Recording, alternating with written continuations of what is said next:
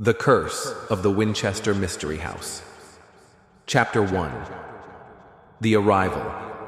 In the dusky twilight of an unusually foggy evening, Lucas Grant, a skeptical urban explorer and part-time paranormal debunker, arrived at the gates of the Winchester Mystery House.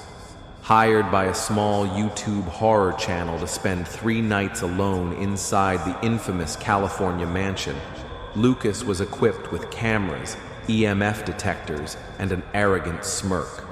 He didn't believe in ghosts, not until now. The house stood like a mausoleum, silent yet watching, its endless windows like lidless eyes.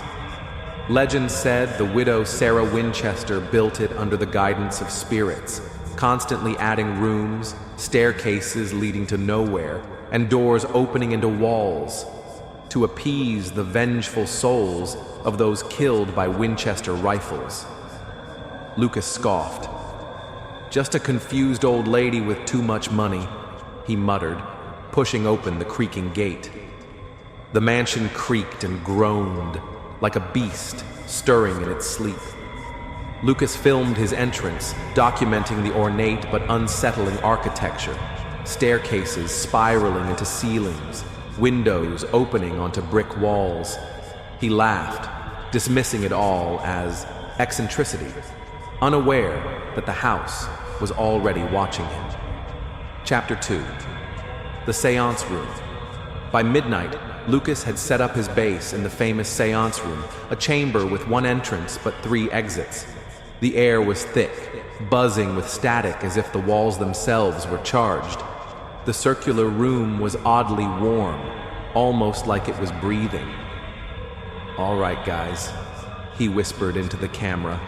"Let's see if any dead Civil War soldiers want to chat."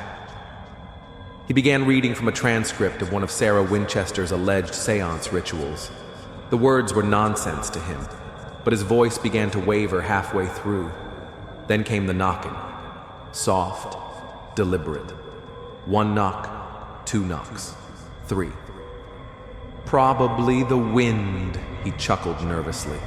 Then a gust slammed the single entrance door shut, though no windows were open. When he reached for the knob, it was gone, replaced by a blank wall. He tried one of the other exits. A narrow passage spiraled downward, though it hadn't been there before. Chapter 3. The 13th Stair. Lucas panicked, racing down a corridor that stretched impossibly long. Every time he turned around, the hallway seemed to rearrange itself, walls breathing, doorways multiplying. Then he saw it. The infamous staircase that rises 13 steps and descends into the ceiling. "Nope, no," he said, backing away. But the floor behind him collapsed into a yawning black void. Forced to climb, Lucas ascended the impossible stairway. With each step, whispers grew louder. "Get out! He's here! He can't leave!" At the top, he reached a door. Behind it, a room filled with hundreds of dolls, all facing him, their eyes eerily lifelike. One blinked, another one tilted its head. Lucas stumbled back, only to realize the door had vanished. He was trapped. The dolls began to whisper in unison. He couldn't understand the words, but the tone chilled his bones. As he screamed for help, the room plunged into darkness. Chapter 4. Blood in the wallpaper. Lucas was unraveling. Hunger, fear, and time distorted his perception. He started seeing Sarah herself, walking just out of view. Every attempt to escape led him deeper inside. On the second night, Lucas noticed the floral wallpaper in one hallway had changed color, from pale blue to a deep crimson. When he touched it, his fingers came back wet. Blood? The wallpaper began to peel on its own, revealing names scratched beneath in jagged script. They never left. He recorded everything, but when he replayed the footage, it was gone. Just static and laughter. That night, something followed him. He could hear its dragging steps. Every time he turned, It stopped. He set up cameras in every hallway, but in the recordings, only his terrified face appeared, the thing behind him invisible to the lens. He began to forget who he was. Old memories slipped from his mind, replaced by images of people he never met. A man in a Civil War uniform screaming, a woman with half her face missing weeping in a corner. Chapter 5. The Winchester Curse. On the third night, Lucas discovered a hidden room behind the fireplace. Inside, a shrine. At its center lay a shattered rifle and dozens of dusty journals. One was open. The spirits demand rooms, every room a soul. If I stop, they come for me. It wasn't signed by Sarah. It was dated 2023. Lucas dropped the book and turned. The house was no longer old. It was alive. Walls throbbed. Voices screamed from the floorboards. Paintings on the walls had changed, showing scenes of him running, hiding, screaming. He saw his own face in a mirror, aged, eyes sunken, mouth stitched, and something was hunting him.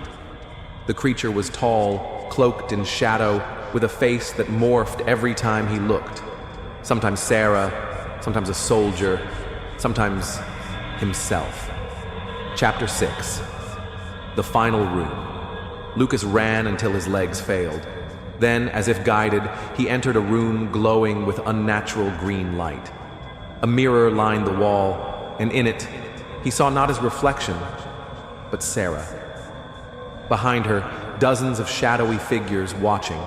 She whispered, "One more room." A door opened behind him, though it hadn't been there before. With no choice, he stepped in, and the door vanished. Inside the final room, time folded. He saw himself from the past, entering the mansion, laughing. He saw his future self, building, hammering, eyes hollow. Then darkness took him. Epilogue. The footage. Weeks later, the YouTube channel uploaded a single video titled, "Inside the Winchester House, What Happened to Lucas Grant?"